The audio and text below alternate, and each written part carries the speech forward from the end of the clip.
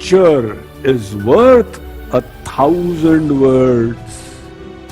So an image is always more powerful.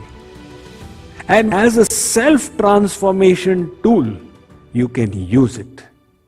The power of visualization was graphically revealed by a testimonial of one Russian Jew called Natan Sharansky. He was a Jew living in communist Russia, and he was accused of being an American spy and thrown into jail.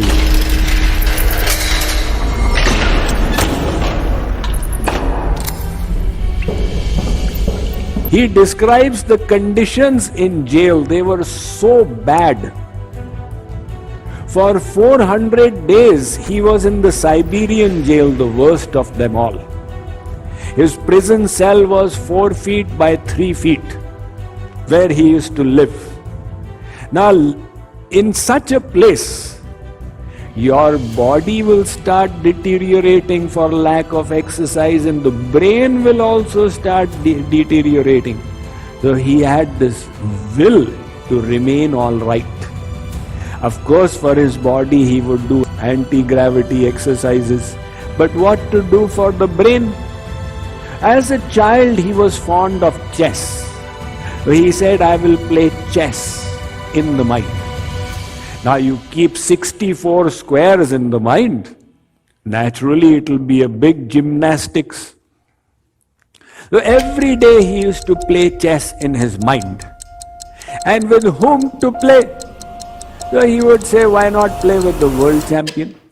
Check. The world champion in those days, his name was Garry Kasparov.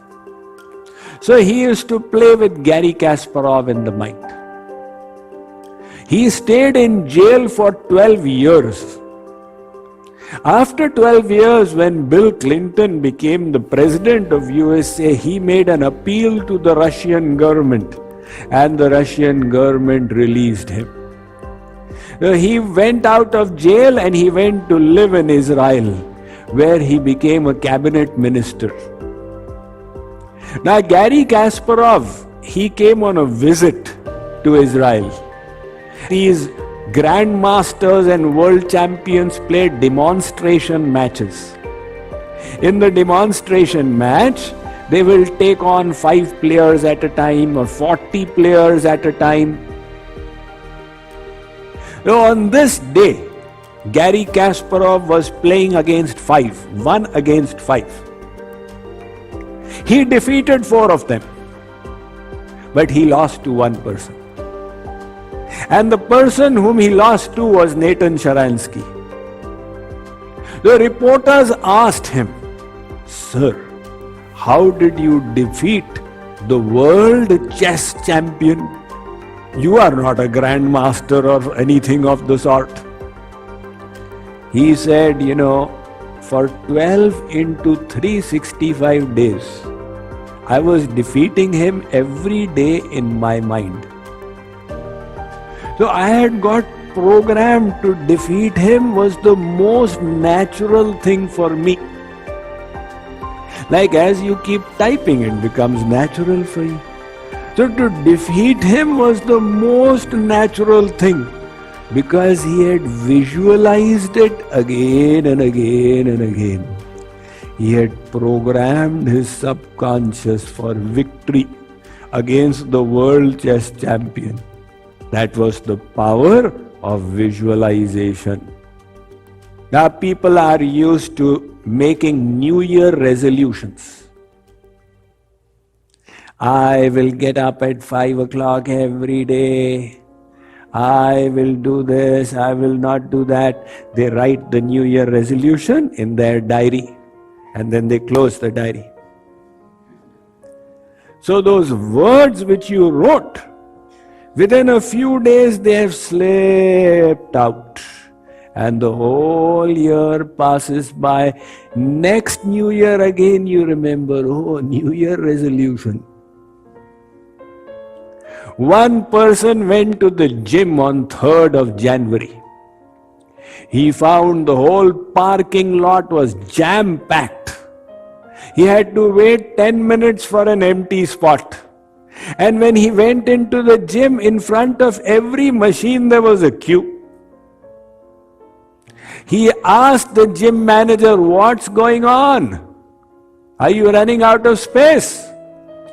The gym manager said, "Sir, these are the New Year resolution people. You wait for 10 days, everything will be back to normal." The same New Year resolution, if you had made it with images, you visualize every day in the morning at 6, I'm going to the gym and I'm doing yoga or whatever, and kept that image for 1 minute, you would not have forgotten it. Again, the sports arena, they utilize the power of visualization. The number one golfer in American golf history has been Jack Nicklaus. The Jack Nicklaus, he is still alive, he gives his testimonial. He says, "I never hit the ball before properly visualizing the whole terrain and the track, and the ball in flight from the club and flying through the air and rolling into it."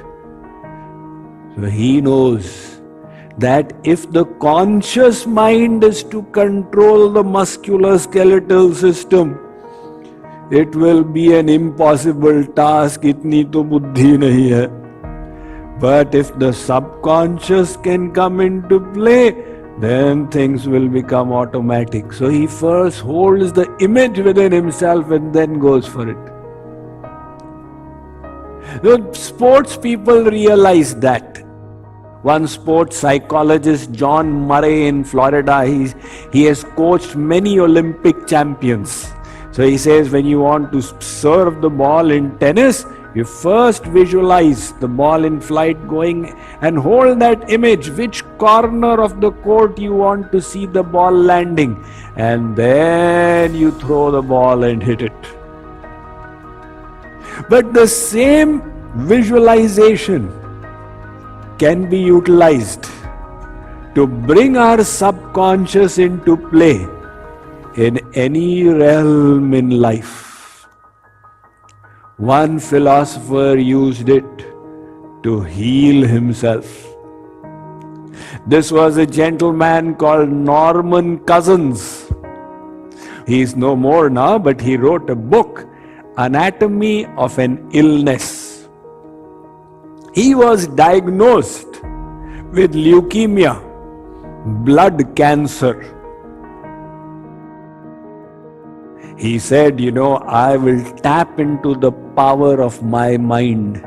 This is mind over matter. He is using the power of thoughts to heal the body. He describes his meditation. He describes that daily he would sit and meditate, that millions upon millions of WBCs, white blood corpuscles in his blood, they are going and attacking these cancer cells and eating them up and finishing them up. So he would do it every day, visualize it. That visualization went straight to the subconscious, which changed his bodily processes, and his leukemia went into remission. He continued to live for another 20 years through that power of visualization. Now, how do we use this tool for our benefit? Our goal is to purify the mind. You purify the mind by attaching it to the all-pure God. To purify your mind and the subconscious, you want to make them divine. And how to make them divine? So simple.